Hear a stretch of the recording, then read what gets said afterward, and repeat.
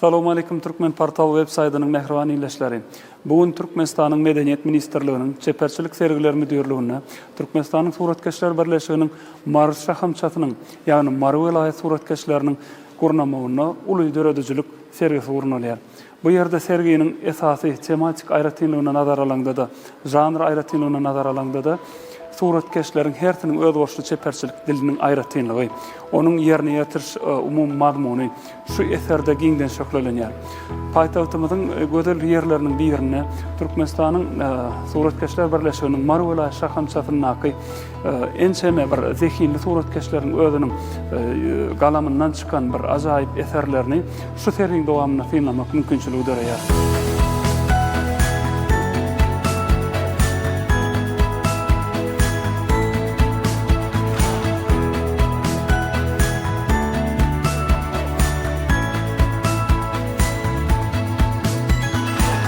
Türkmen şekillendiriş sunuwatynyň baý şahalarynyň biri bolan Mar welaýat suratkeşleri öz boşly şaha hökümine olaryň döredüjilik aýratynlygyny synlanynda eýem geçen asyryň 70-nji ýyllaryna ençeme suratkeşleriň özüniň döredýän eserleriniň taslama aýratynlygy, mazmun aýratynlygy bilen öňe çykdy. Eýem ilkinji gerek 1984-nji ýylda, ýagny Mar welaýatynyň suratkeşleri Moskwa şäherine uly döredüjilik topary bolup, jemi 26 suratkeşiň gatnaşmagyna ilkinji gerek özleriniň çeperçilik ukybyny, döredüjilik usatlyklaryny görkezmäge başardy. Şol ýyllardan soňra başlap Türkmenistanyň suratkeşler birleşiginiň bir şahas hökümine, bir uly miwe getirýän bir hasylly şahas hökümine döredüjilik ädimler dowam etdi hemde halipadan şäherде täze bir mekdebiň ýörelgeleri dowam etmek görnüşinde dowam etdi.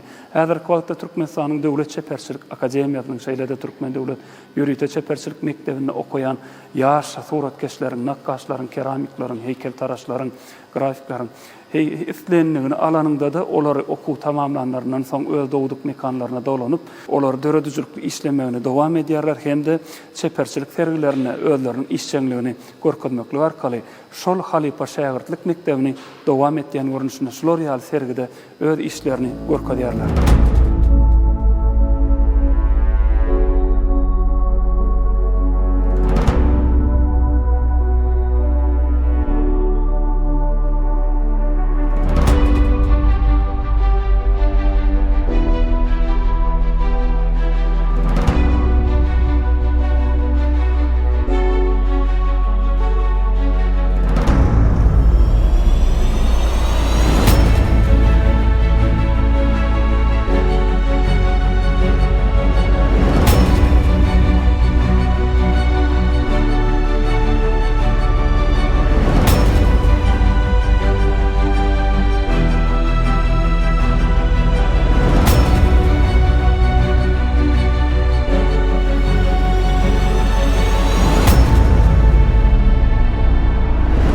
Mehriban ýyleşler Mar welaýat suratkeşleriniň içinde usat halypalaryň biri bolan Türkmenistanyň halk suratkeşi Anna Durdumurad Aliýewiň görýän eserlerini özüniň ençeme ýyllyk ýagny tejribesinde toplan usatlygyny şu eserlerde görmek bolýar. Suratkeşiň esasy ýörelgeleriniň biri türkmeniň bir durmuş sahnasyny, onnaky türkmen edim gylymlaryny, türkmen enesinler gojasyny şekillendirmeklik bilen suratkeşde bir esasy aýratynlygyň biri bir ellerine şar görnüşli tegmilleri eseriň ýüzüne goýmagdyr. Bu bolsa şar hakynda aýdýan suratkeşiň içki felsefesidir. Ýagny diňe bir taslaman doldurmak tegmil gatnaşyklary bilen eýsem dälle, onuň aýtmak isleýän pikiri şol şar tegmilleri bilen tomaşaça ýetirmek isleýär.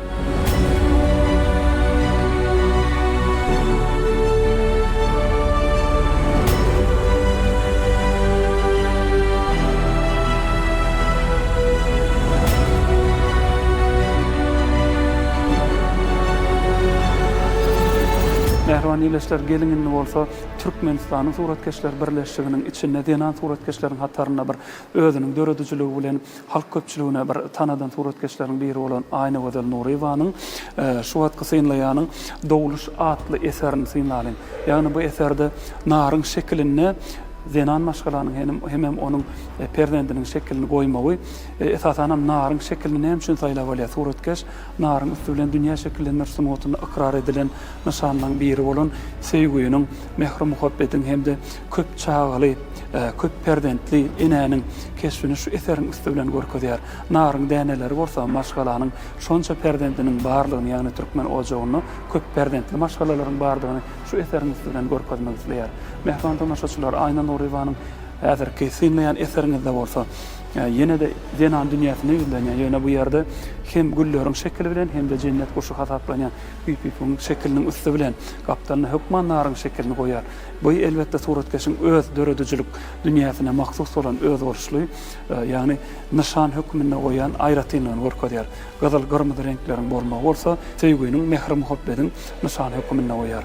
Mehman tamaşaçylar Ayna Nuriwanyň ýene bir eserini seniň dikkatyňyza ýetirýär. Onuň döreden eserleriniň aýratynyny alanynda şeýle eserlerine bar da, ýagny onuň döredüjiligiň içinden şarga çolup geçen naryň şeklini hiç wagt eserden goýmaýar. Ýagny gazyl gyrmyzy renkler onuň esasy nişanyna öwrüli. Bu ýerde synlaýan eserini türkmen zenanynyň, türkmen şaýtaplarının hem naryň şeklini goýar, hem de elbetde suwuň şeklini goýar. Bu ýerde suratkeşiň felsefesi zenan dünýäsiniň aladaçyl dünýäsini görkezmek hem de naryň üstü bilen bolsa şol sevgüýüniň hem de hasyrlygyň nişan hökmüne tomaşaça ýetirmek isleýär.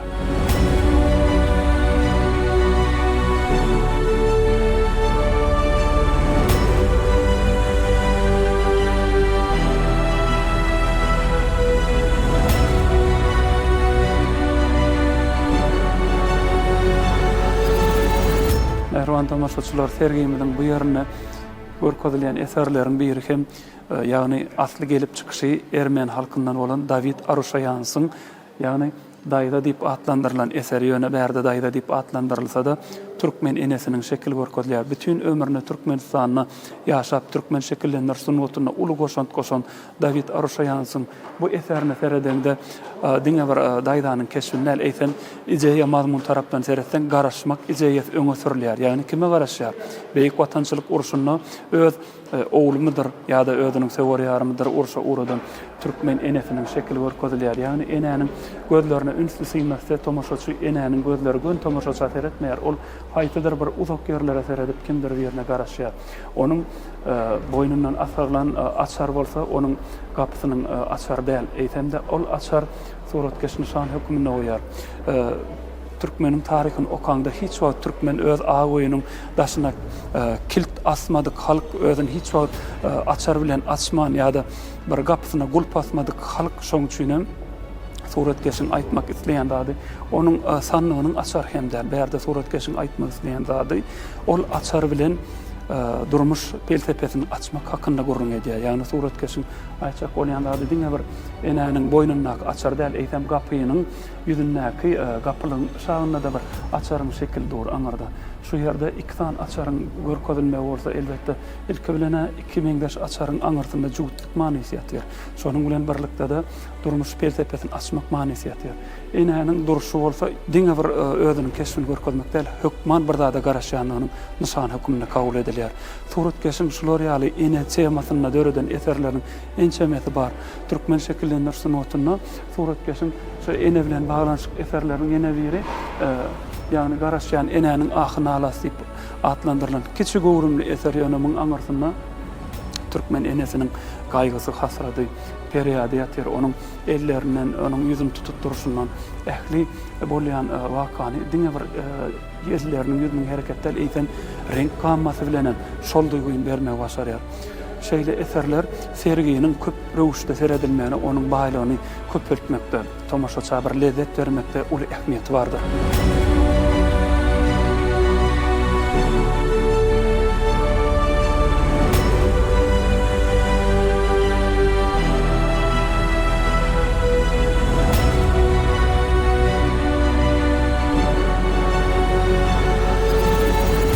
Tamaşaçylar, suratkeş Toýly Çopanowyň bu eserinde bolsa Ýaş Jelaletdiniň öz atasy Muhammed Şah huzuruna gelýän pursady görkezilýär. Kompozisiýanyň merkezinde ýagny Horizm Şahı Muhammed Şah'ın esas serkerdelerining biri Timur Mäligiň keşfi.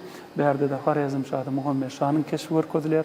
Şeýle-de bir doratyň üstüne Ýaşazyk Jelaletdin keşfi görkezdiler.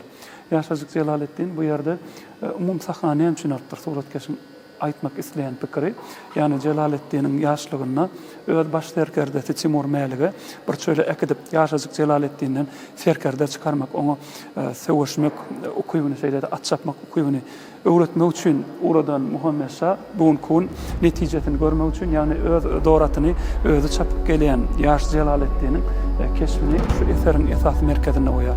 Bu bolsa da taryhy kompozisiýaň gymmatlygyny artdyrýar.